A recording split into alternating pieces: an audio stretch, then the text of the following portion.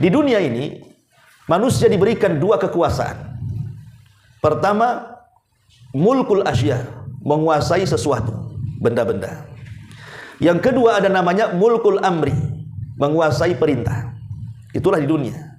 Cuma dua saja orang itu berkuasa. Berkuasa terhadap barang atau berkuasa terhadap perintah.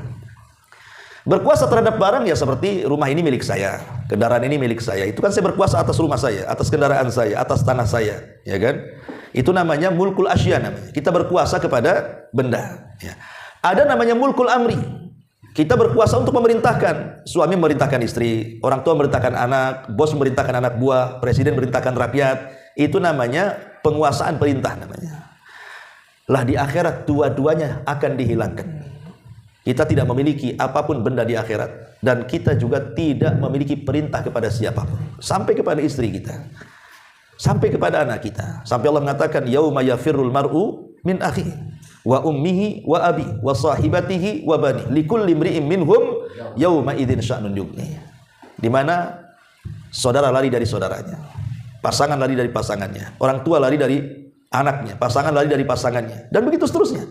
Nggak ada berhak memerintahkan lagi. Kalau di dunia kita masih bisa perintahkan istri, orang tua bisa perintahkan anak, bos masih perintahkan anak buah. Kalau di akhirat tidak bisa. Kenapa? Karena perintahnya milik Allah.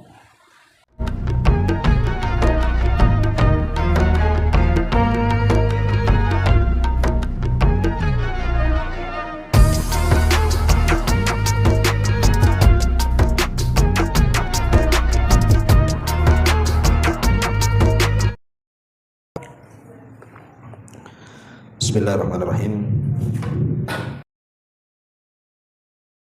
Warahmatullahi wabarakatuh.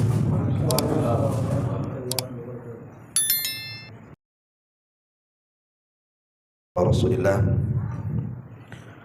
wa ala alihi wa sahbihi wa mawalah wa la hawla wa la quwwata illa billahi wa ba'du. Alhamdulillah, segala puja dan puji hanya milik Allah Subhanahu wa ta'ala. Salawat dan juga salam kita hadiahkan kepada Rasul kita Nabi besar Muhammad sallallahu alaihi wa alihi wasallam. Kita masih melanjutkan kajian kita, masih membahas tafsir surah Al-Infitar, dan kita masuk pada ayat ke-13 dan seterusnya. A'udzubillahi minasyaitonirrajim. Bismillahirrahmanirrahim. Innal abrara lafi na'im wa innal fujjara lafi jahim yaslaunaha yawmaddin wa ma hum anha bighaibin wa ma adraka ma yawmuddin thumma ma adraka ma yawmuddin yauma la tamliku nafsun li nafsin syai'a wal amru yauma idilillah. Sesungguhnya orang-orang yang berbuat baik, benar-benar mereka di dalam surga yang penuh dengan kenikmatan. Dan sesungguhnya orang-orang yang durhaka, mereka benar-benar berada dalam neraka jahim. Mereka memasukinya pada hari pembalasan. Mereka tidak mungkin keluar dari neraka. Tahukah engkau apa hari pembalasan itu? Kemudian tahukah engkau apa hari pembalasan itu? Yaitu hari ketika seseorang tidak berdaya menolong orang lain sedikit pun. Segala urusan pada hari itu adalah milik Allah Subhanahu wa ta'ala.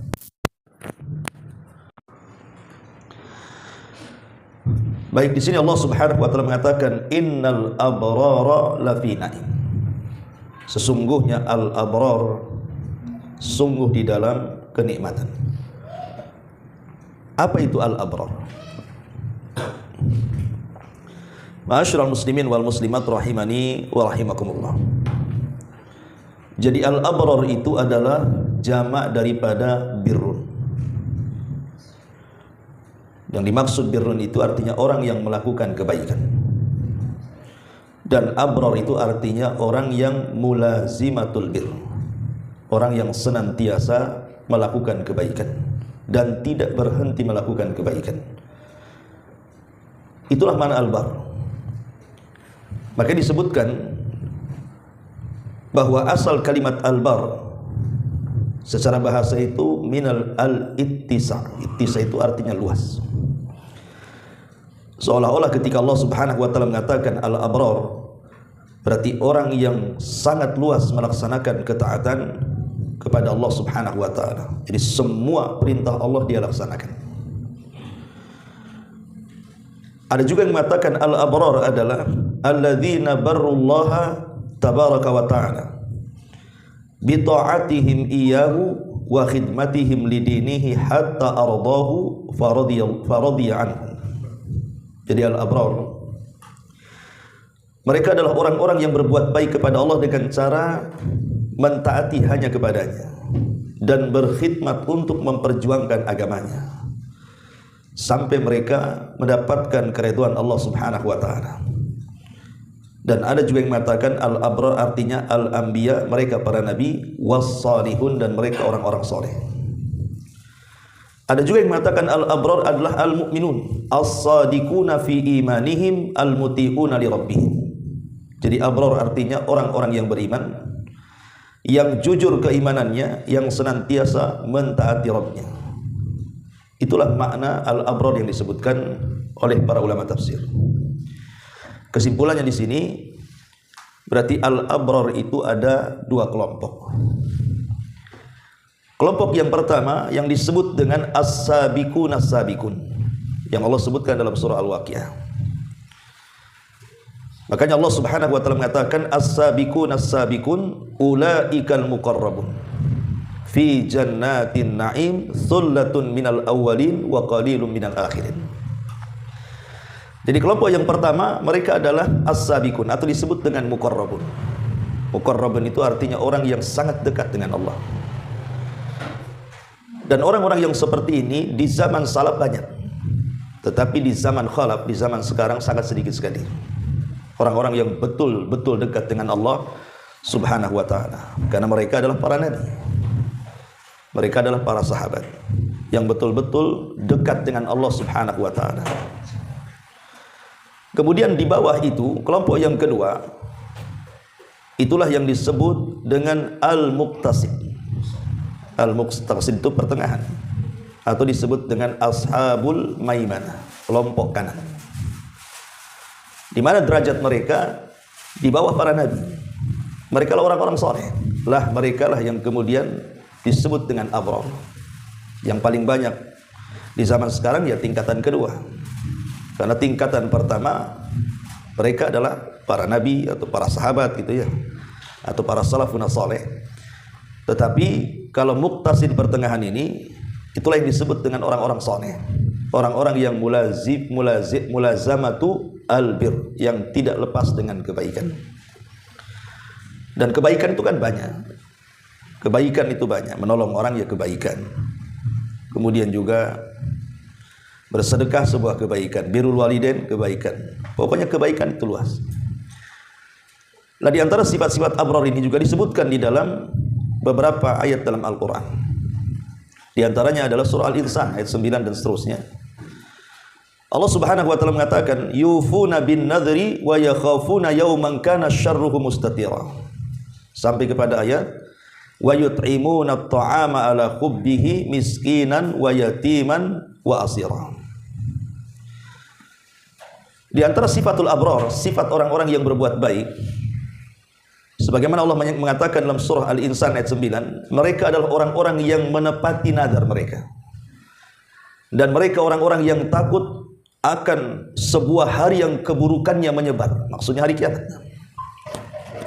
Kemudian di antara sifatnya adalah mereka orang-orang yang yut'imuna at-ta'am, orang-orang yang suka bersedekah makanan kepada fakir dan miskin, ala hubbihi, karena kecintaannya, miskinan wa yatiman wa asira, baik sedekah kepada orang miskin, baik sedekah kepada anak yatim atau kepada tahanan perang. Nah, ini di antara sifat-sifat al-abrar. Kemudian juga Allah Subhanahu wa taala juga menyebutkan tentang sifat al-abrar adalah lan tanalul birra hatta tunfiqu mimma tuhibbun. Kalian tidak mungkin sampai ke level al-abrar atau al-bir sampai bisa menafkahkan harta yang paling kalian cintai. Itu di antara sifatnya juga. Kemudian pernah juga kita bahas ayat laisal birra an tuwallu wujuhakum dan seterusnya. Dan itu sudah kita bahas. La Hasan Al-Basri rahimahullahu taala, seorang ulama tabi'in, ketika menjelaskan mana al-abrar, kata Hasan Al-Basri, innahumul ladzina la yu'dzuna adh-dharra fala syakka anna alladzi la yu'dzil adh-dharra lan yu'dhiya az-zawjata walal jar wala ghairuhu minan nas. Kata Hasan Al-Basri ketika menjelaskan tentang sifat al-abrar, mereka adalah orang-orang yang tidak pernah menyakiti binatang walaupun kecil. Lah orang yang memiliki rasa sayang kepada binatang dan tidak akan menyakiti mereka kecuali binatang yang menyakiti dia. Kalau tidak menyakiti, ya tidak akan disakiti. Orang-orang yang tidak suka menyakiti binatang-binatang walaupun kecil, maka secara otomatis kata Hasan Al-Basri, pasti dia tidak mungkin menyakiti pasangannya. Pasti tidak mungkin menyakiti tetangganya. Pasti tidak mungkin menyakiti manusia yang lainnya. Karena dengan binatang saja dia sayang, apalagi dengan manusia. Itu kata Hasan Al-Basri. Jadi beliau mengatakan bahwa al-abrar adalah orang yang tidak pernah menyakiti siapapun. Intinya seperti itu. Jadi dia berusaha untuk tidak menyakiti siapapun. Kemudian Al-Imam Al-Ghazali rahimahullahu ta'ala juga mengatakan, innallaha yuhibbul abrar al-atqiya al-akhfiya. Allah suka dengan orang-orang abrar. Siapa mereka? Mereka adalah orang-orang yang bertakwa, dan mereka adalah orang-orang yang menyembunyikan amalnya yang hanya Allah saja yang tahu. Itu disebut al-abrar. Alladzina idza ghabu lam yaftaqidu wa in hadaru lam yu'rafu. Orang-orang yang apabila mereka tidak ada, tidak dicari, dan apabila hadir pun orang tidak dikenal. Jadi idza ghabu lam yaftaqidu wa in hadaru lam ya'rifu. Jadi kalau mereka orang-orang abrar ini kalau hadir, kalau tidak hadir tidak dicari orang. Dan kalau hadir pun tidak dikenal orang. Karena qulubuhum masabihal huda yakhrujuna min kulli ghabra'in madlamati. Di mana hati-hati mereka seperti lampu-lampu penerang hidayah, mereka keluar dari kegelapan menuju hidayah. Jadi Imam Ghazali seolah-olah ingin mengatakan, jadi orang-orang abrar itu orang-orang yang ikhlas gitu maksudnya. Setiap beramal itu tidak perlu manusia tahu. Orang-orang yang senantiasa beramal karena Allah Subhanahu wa taala. Nampaknya saja orang biasa, tapi sebenarnya amalnya luar biasa. Cuman kita tidak tahu saja. Nah, itu disebut orang-orang abrar. Jadi dari kesimpulan semuanya dan banyak definisi al-abrar, intinya bahwa al-abrar itu orang yang senantiasa tidak berhenti untuk melakukan kebaikan. Apapun yang bisa dia lakukan, dia lakukan. Pamannya antum pulang dari sini ke rumah, nampak di jalan ada duri dan ini membahayakan orang, ambil buang. Apa susahnya? Ada tetangga yang berhajat kepada kita dengan tenaga kita dan waktu kita, luangkan kalau memang itu ada waktu dan tenaga. Ya, apa salahnya kan itu ya? Jadi di depan dia ada kebaikan, langsung dia laksanakan. Itulah disebut al-abrar. Kemudian Allah Subhanahu wa taala mengatakan la fi naim. Kalimat fi itu artinya di dalam. Berarti diliputi dengan nikmat, baik di dunia ataupun di akhirat. Jadi orang yang selalu berbuat kebaikan itu pasti akan mendapatkan nikmat di dunia dan pasti akan mendapatkan nikmat di akhirat. Adapun nikmat di dunia bisa saja mungkin berupa ketenangan hati, berupa kesehatan, berupa kecukupan. Saya kenal ada orang yang secara ekonomi itu Masya Allah ya, mungkin di bawah rata-rata, tetapi saya lihat ibadahnya luar biasa dan hidupnya senang ya, padahal kalau saya lihat tuh di bawah kemiskinan sekali. Padahal dia sudah tua, orang tuanya pun sudah tua dan Masya Allah gitu, tidak ada penyakit, seolah ya nampaknya tidak ada penyakit gitu ya, walaupun sudah tua itu kayak seolah-olah masih muda gitu. Karena ada orang-orang miskin itu yang sehat walaupun sudah tua, tapi banyak orang kaya masih muda, kayaknya sudah letoy bahasa kita kan. Lah itu sebuah nikmat, diberikan kesehatan sampai dia tua. Dan hidupnya juga subhanallah, anak-anaknya juga nurut-nurut, soleh dan soleh. Nah, itulah kenikmatan dunia sebenarnya. Tapi kalau ada yang mengatakan bahwa ada juga ustaz orang itu maksiat kepada Allah Azza wa Jalla, tetapi kok usahanya lancar-lancar jaya kan gitu. Kita katakan jangan salah paham. Orang yang diberikan keleluasan oleh Allah Subhanahu wa taala di atas kemaksiatannya itu hanya sekedar istidraj saja. Itu istidraj. Istidraj itu sengaja Allah Subhanahu wa taala mudahkan semuanya dari segi dunia, padahal dia bermaksiat kepada Allah sampai pada waktunya Allah akan mengadab dia. Itu disebut istidraj namanya. Jangan tertipu kan itu. Tetapi ada juga orang-orang kaya yang terkadang kita cemburu. Saya masih ingat waktu di Yaman. Jadi anak-anak mahasiswa di Yaman itu kalau Ramadan mereka selalu ke ibu kota karena biasanya Ramadan itu cuti, nggak ada pelajaran, nggak ada daras. Jadi daripada di markas, jadi mereka ke kota, ke Son'a gitu kan, ya untuk perbaikan gizi lah mungkin. Karena orang-orang kaya di Yaman itu mereka kalau Ramadan itu nampak karomnya, nampak dermawannya itu. Jadi kalau kita sholat di masjid ketika menjelang maghrib itu, nanti diberikan buka puasa. Kemudian setelah maghrib itu orang kaya sudah berjubel tuh di pintu masjid itu. Kemudian nyeret-nyeret kita, ayo ke rumah gitu ya. Nah, subhanallah, kalau ke rumah mereka itu luar biasa. Pokoknya masuk lapar, keluar nggak bisa jalan, kenyangnya. Ya, dan segala macam makanan ada. Dari mukodimahnya, kadang-kadang tertipu. Kita kenyang dulu mukodimahnya, setelah makanan intinya keluar yang enak udah kenyang. Aduh, ini nggak prank ini orang kaya. Ya. Jadi tapi ada satu orang kaya itu Masya Allah, kaya raya, dia punya bank, kemudian perusahaannya banyak, bahkan Indonesia juga punya, ada perusahaan dia itu ya. Tapi sholat malamnya tidak pernah tinggal tuh orang kaya satu. Jam 3 itu sudah sholat malam dia, jam 3 itu sudah sholat malam, dan dia hafal Quran ya. Jadi setelah sholat malam kemudian dia minta disimak hafalannya, kemudian orang dengerin gitu kan. Kira-kira 1 jam, sudah kira-kira mungkin 30 menit mendekati subuh, itu orang miskin dari mana-mana datang bawa proposal tuh. Ngantri itu setiap malam itu, kalau nggak safar beliau ya. Pokoknya saya lihat itu bisa sampai 100-200 orang yang ngantri itu. Dengan hajat masing-masing lah ya kan.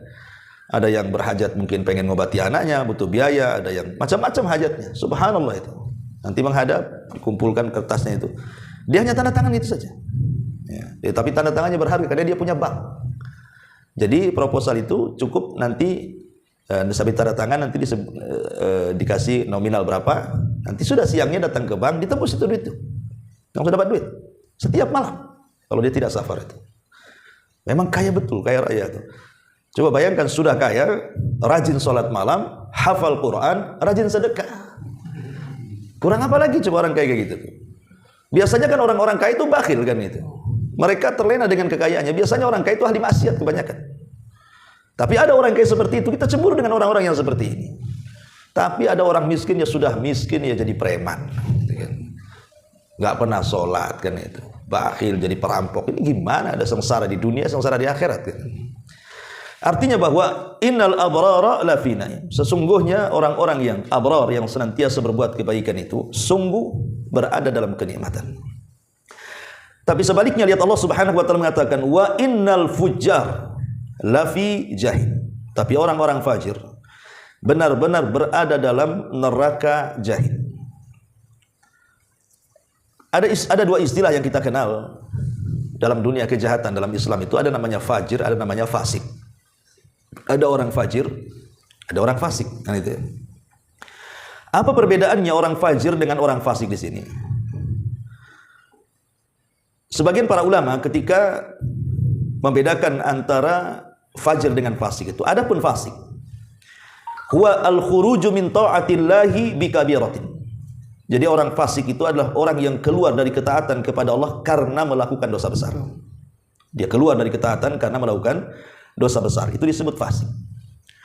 Adapun orang fajir atau disebut dengan fujur adalah al-imbi'atsu fil ma'asi wat tawassu'u fiha. Tetapi orang fajir atau disebut dengan sahibul fujur itu, dia selalu membangkitkan kemaksiatan dan meluaskan maksiatnya. Jadi kalau orang fasik itu boleh jadi sekali 2 kalilah dia melakukan dosa besar kan itu. Ini kalau orang fajir itu terus-terusan dia. Dari satu dosa ke dosa yang lainnya, dari dosa yang lainnya ke dosa yang lainnya. Jadi orang fajir ini lebih jahat dibandingkan orang fasik, karena orang fasik itu memungkinkan dia bertobat. Tetapi orang fajir itu sulit untuk bertobat karena dia meluaskan maksiatnya masalahnya. Makanya kenapa disebut ada namanya salat fajar. Itu kan diambil dari fajir kan, fajar itu. ketika terbit fajar, maka cahaya fajar itu akan menerangi semua yang gelap menjadi terang. Lah fajar itu diambil dari kalimat fajar, seolah-olah apa? Tidak ada satupun maksiat kecuali dia coba, gitu maksudnya. Ya, karena fajar itu kan terangnya itu meliputi semua yang ada di bawah.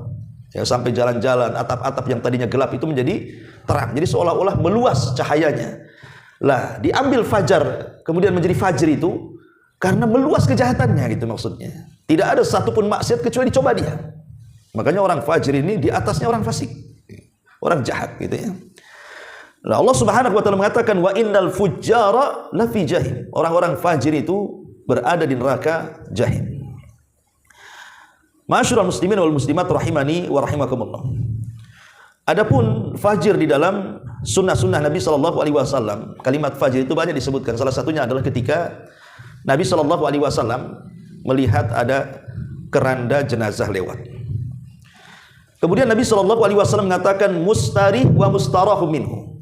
Mustarih wa mustarahu minhu. Orang ini bisa saja menjadi mustarih kematiannya atau mustarahu minhu. Apa mustarih, apa mustarah itu? Maka sahabat bertanya, apa maksudnya ya Rasulullah? Mustarih dan mustarahu minhu itu. Kata Nabi SAW, al-abdul mu'min yastarihu min nasabi dunya. Maksudnya, kalau ada orang yang beriman meninggal, berarti apa? Berarti dengan kematiannya dia beristirahat dari keperitan dan kepenatan dunia. Makanya kemiskinan itu ada akhirnya. Apa itu? Kematian. Gitu ya. Kalau sudah mati kan nggak miskin lagi, kan ada mati kan. Tapi maksudnya miskin yang beriman, gitu maksudnya ya. Maka kalau dia miskin dan beriman kepada Allah Azza wa Jalla, dengan kematiannya selesailah kemiskinannya, selesailah kefakirannya, dan akan diganti permulaan dengan kenikmatan yang tidak ada tara, nikmat kubur nanti sampai ke surga kan gitu. Tetapi ada hamba Allah itu yang fajir, kata Rasul. Di sini Rasul mengatakan ada hamba Allah itu yang disebut fajir. Lah itulah yang disebut mustarahu minhu. Bukan dia yang beristirahat, orang lain beristirahat dari dia. Makanya Nabi SAW mengatakan, adapun al-abdul fajir yastarihu minhul ibadu wal biladu wasyajar wad dawab. Kematiannya, maka beristirahatlah hamba-hamba Allah yang lainnya, menjadi aman negeri-negeri, menjadi aman pohon-pohon, bahkan binatang-binatang juga menjadi tentram dengan kematiannya. Seolah-olah disyukuri kematiannya itu. Karena ada orang-orang yang disyukuri kematiannya. Alhamdulillah dia mati. Kalau hidup yang rusak aja. Tapi kalau orang baik ditangisi, aduh, usianya masih pendek kok sudah mati. Biasalah orang baik cepat mati katanya. Kalau di masyarakat kan gitu ya. Kalau orang jahat itu tak mati-mati katanya. Lah, di sini menunjukkan bahwa bagaimana ketika Rasul mensifati kalimat fajr di sini. Karena meluasnya kejahatan dia sehingga mengganggu manusia, mengganggu pepohonan, menjadikan negeri tidak aman, bahkan binatang-binatang ketakutan. Dengan kematiannya, makhluk-makhluk ini beristirahat. Tapi kalau hamba Allah yang beriman, dia yang beristirahat dari kematiannya itu. Tapi kalau orang fajr, orang lain yang beristirahat dari kematiannya, ya dia nggak akan beristirahat karena dia akan bertanggungjawabkan di hadapan Allah. Nah, ini juga kalimat fajr disebutkan di dalam hadis Nabi. Kemudian juga Nabi SAW mengatakan, alaikum bisidqi, fa inna sidqa yahdi ilal birr, wal birra yahdi ilal jannah. Sampai kepada kata Nabi SAW, wa iyyakum wal kadhiba, fa innal kadhiba yahdi ilal fujur, wal fujur yahdi ilal nar. Hati-hati jangan berdusta, karena dusta itulah yang menghantarkan orang melakukan kefajiran, dan fajir itu pasti mengarahkan ke neraka. Tentu ada sebabnya. Apa sih yang menyebabkan orang itu berlaku fajir? Pertama, kita menyebutkan tentang bahayanya orang berlaku fajir itu. Pertama, kharabun lil mujtama li kathratil adzafi. Biasanya orang fajir itu menghancurkan masyarakat. Menghancurkan masyarakat orang fajir itu kan. Orang mabuk, orang suka kelahi, tawuran kan itu ya. Itu juga pokoknya semua narkoba dan macam-macamnya. Itu biasanya menghancurkan masyarakat karena banyaknya adza, banyaknya gangguan yang ditimbulkan oleh mereka. Ini yang pertama. Yang kedua, inhitatu akhlaqil mujtama, menghancurkan akhlak di masyarakat. Bahaya orang fajr ini bisa menghancurkan akhlak di masyarakat. Kemudian yang ketiga, yuhbitul amal wa tariqun musilul linnar, bisa membatalkan amal soleh dan boleh jadi bisa menjadi jalan menuju neraka Allah, sebagaimana Rasul mengatakan wa innal fujur yahdi ilan nar, dan fajir itu akan mengarahkan ke neraka. Kemudian yang keempat, min akhbasi khisalin nifaq. Fajir itu seburuk-buruk sifat kemunafikan. Ketika Rasul menyebutkan 4 alamat munafik, salah satunya Rasul mengatakan apa? Idza khasama fajara. Apabila dia khasam, khasam itu maksudnya bertengkar, maka dia berlaku fajir, melampaui batas. Tahu dia salah tapi dia terus membela diri. Nah, itu namanya fajir namanya. Kemudian juga yang adapun sebab-sebabnya kenapa orang berlaku fajir, tentu yang pertama dhaful iman, karena lemahnya iman. Lemahnya iman sehingga orang bisa berbuat jahat. Karena iman bertambah itu karena ketaatan, dan iman berkurang itu karena kemaksiatan. Jadi lemahnya imanlah ini yang membangkitkan orang berlaku jahat. Kemudian al-ghadab, karena kemarahan. Betapa banyak orang gara-gara marah membunuh. Betapa banyak gara-gara orang marah menceraikan. Betapa banyak gara-gara orang marah yang tadinya teman menjadi kawan. Dan begitu seterusnya. Kemudian yang ketiga al-kadhib, dusta. Gara-gara dusta akhirnya apa? Orang tidak bersalah jadi bersalah. Contoh dusta dalam persidangan. Orang ini tidak bersalah, tapi dia bersaksi dengan dusta, akhirnya jadi bersalah. Yang tadinya tidak layak di penjara akhirnya. Yang tidak harusnya tidak dibunuh, akhirnya dibunuh. Ya, jadi itulah dusta. Kemudian juga at-tasahul bidzunub, mempermudah melakukan dosa yang kecil-kecil, akhirnya mengantarkan kepada dosa yang besar, akhirnya dia berlaku fajir. Termasuk juga suhbatus sayyi'ah, kawan yang buruk. Banyak orang yang baik, tapi ketika berkawan dengan orang fajir, dia pun berlaku fajir juga tuh. Termasuk juga dha'fu tarbiyatil imaniyah wal akhlaqiyah, tidak ada tarbiyah dalam keluarga, sehingga tumbuh besar menjadi orang jahat, gitu ya.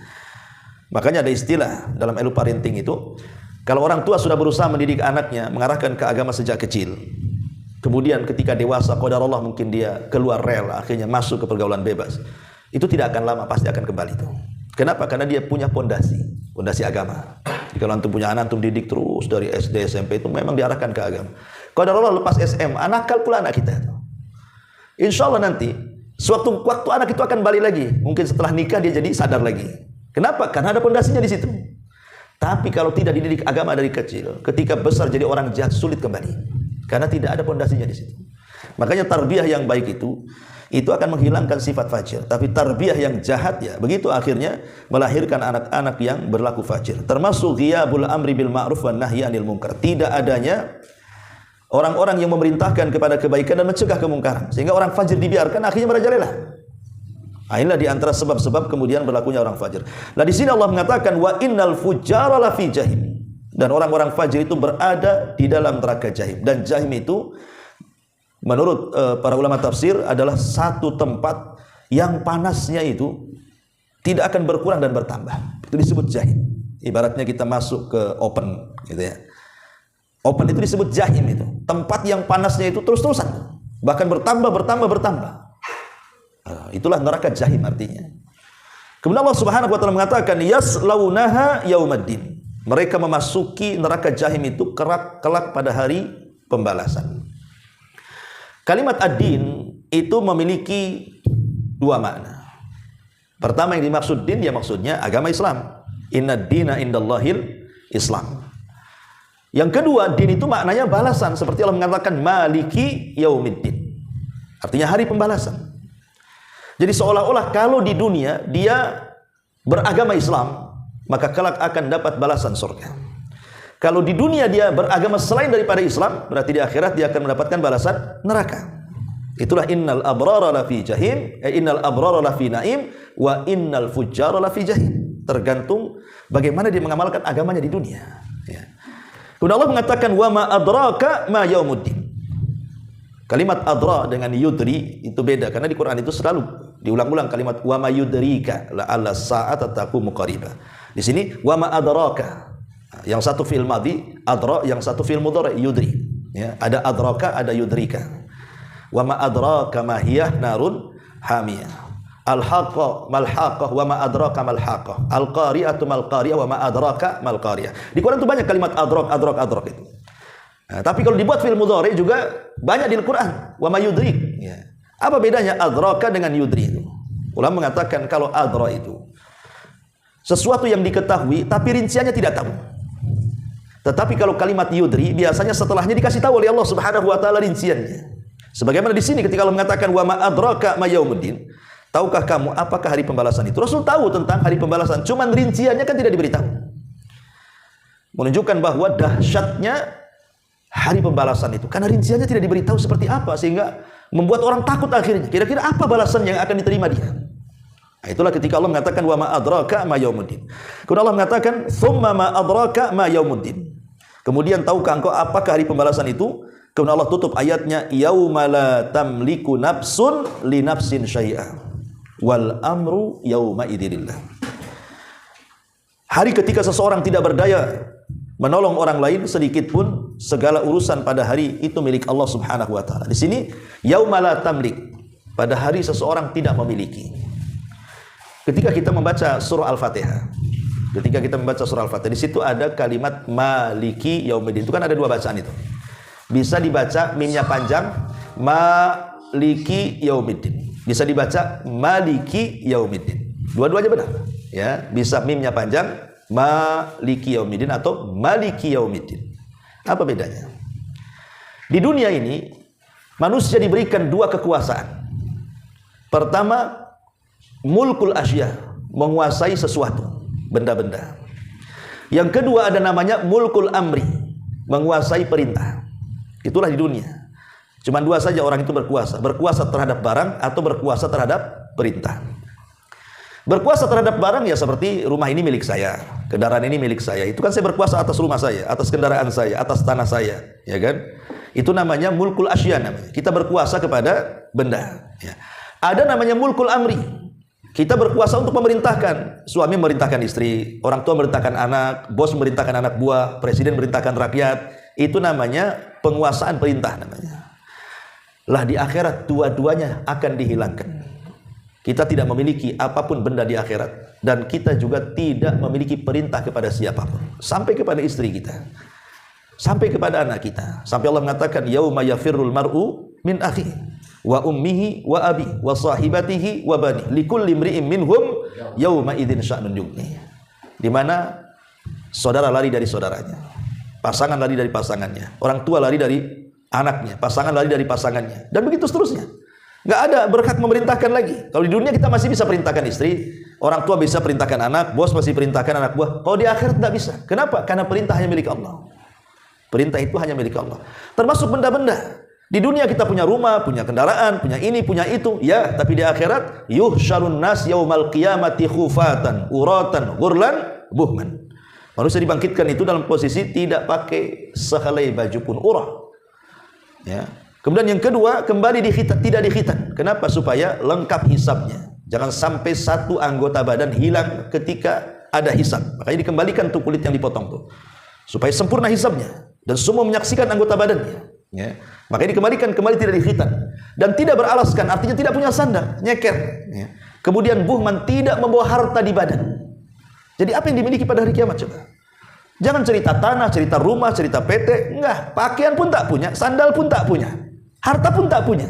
Ya, karena pada hari itu semua milik Allah Subhanahu wa taala. Maka di sini Allah mengatakan yauma la tamliku nafsun li nafsin syai'a. Pada hari itu orang tidak memiliki sesuatu pun untuk menolong saudaranya. Jangankan menolong saudaranya, menolong dirinya sendiri tidak bisa. Wal amru, dan perintah itu yauma idzin lillah, itu milik Allah. Jadi manusia tidak punya benda-benda yang diakui di dunia, di akhirat diambil semuanya oleh Allah, dan manusia tidak mampu memberikan perintah karena perintah itu hanya milik Allah Subhanahu wa taala. Jangankan kita, sekelas Nabi SAW. Satu hari Aisyah radhiyallahu anha pernah memandang wajah Nabi SAW ketika tidur. Tak sadar tiba-tiba melelehkan air mata, kemudian air matanya menetes persis terkena pipi Nabi, karena Nabi tidur di pahanya. Lah sontak saja Nabi kaget karena kok ada air yang meleleh di pipinya, rupanya itu tangisan Aisyah radhiyallahu anha. Ya bangkitlah Nabi, kemudian memandang istri tercintanya, rupanya sedang menangis. Jadi Rasul bertanya kepada Aisyah, kenapa kau menangis? Dan kenapa engkau bisa meneteskan air mata? Lima tabki wa lima tumu, kata Rasul. Di sini Aisyah radhiyallahu anha mengatakan, ya Rasulullah, atadkuruna bi ahlika yaumal qiyamah. Rasul, demi Allah, ketika aku memandang dirimu, aku terkenang hari kiamat. Apakah engkau akan menolong kami, keluargamu, istrimu kelak pada hari kiamat? Ya. Apa kau akan ingat dengan aku? Gitu kata Aisyah. Maka Rasulullah SAW mengatakan, amma fi thalathati mawatin fala yadhkur ahadun ahada. Adapun di 3 tempat siapapun tidak akan ingat orang lain. Yang diingat hanya dirinya sendiri. Adapun di 3 tempat wahai Aisyah, siapapun tidak akan mampu menolong orang. Siapapun tidak akan mengingat orang. Yang diingat hanya dirinya saja. Selamat atau tidak? Termasuk Nabi SAW. Kemudian Rasulullah SAW menyebutkan 3 tempat itu. Inda tatayyuru suhub, ketika suhub diterbang-terbangkan. Orang cemas-cemas haram. Apakah dia bisa mengambil dengan tangan kanannya, ataukah dia mengambil dengan tangan kirinya, atau mengambil di balik punggungnya. Pokoknya ketika suhub itu diterbangkan, semua manusia tidak ingat siapapun kecuali dirinya saja. Dia teringat, ini tangan mana yang akan mengambilnya. Boro-boro mau mengambilkan suhub orang kan gitu ya. Suhub sendiri saja belum jelas nasibnya. Ini yang pertama. Yang kedua kata Rasul, inda sirat, ketika menyeberang titian, orang tidak akan ingat siapapun. Di dunia boleh jadi kalau ada musibah, gempa, masih ingatlah keluarga itu. Masih dicari mana istrinya, mana anaknya, mana ininya. Di dunia ya. Atau terkadang juga tidak ingat, tapi ada juga masih ingat dengan keluarga. Tapi ketika di titian itu nggak akan ingat siapapun. Yang ingat hanya dirinya sendiri. Apakah dia bisa menyeberangi atau tidak? Apakah dia akan terjatuh ke jahanam atau tidak? Itu yang dipikirkan. Ya. Kemudian yang terakhir, endal mawazin, ketika amal ditimbang. Manusia tidak akan ingat siapapun. Karena manusia sudah cemas-cemas harap juga apakah timbangannya berat ataukah timbangannya ringan. Ya. Kata Nabi SAW, di 3 tempat ini manusia tidak mungkin ingat siapapun. Termasuk Nabi. Ya. Lah kalau Nabi SAW sekelas Nabi saja tidak ingat siapapun, gitu maksudnya ya. Termasuk juga istri-istrinya. Macam mana selain Nabi, begitu maksudnya. Itulah yang dimaksud yauma la tamliku nafsun li nafsin syai'a wal amru yauma idzilillah. Di mana hari itu ketika seseorang tidak berdaya menolong orang lain, segala urusan pada hari kiamat itu semua milik Allah Subhanahu wa taala.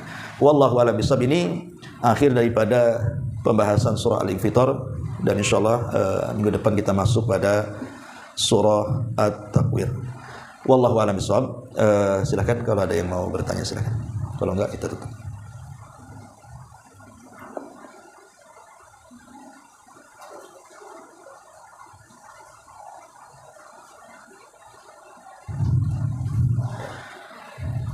Baik, belum ada. Kita tutup dengan doa kafaratul majelis. Subhanakallahumma bihamdika asyhadu an la ilaha illa anta astaghfiruka wa atubu ilaik. Allahu taala alam.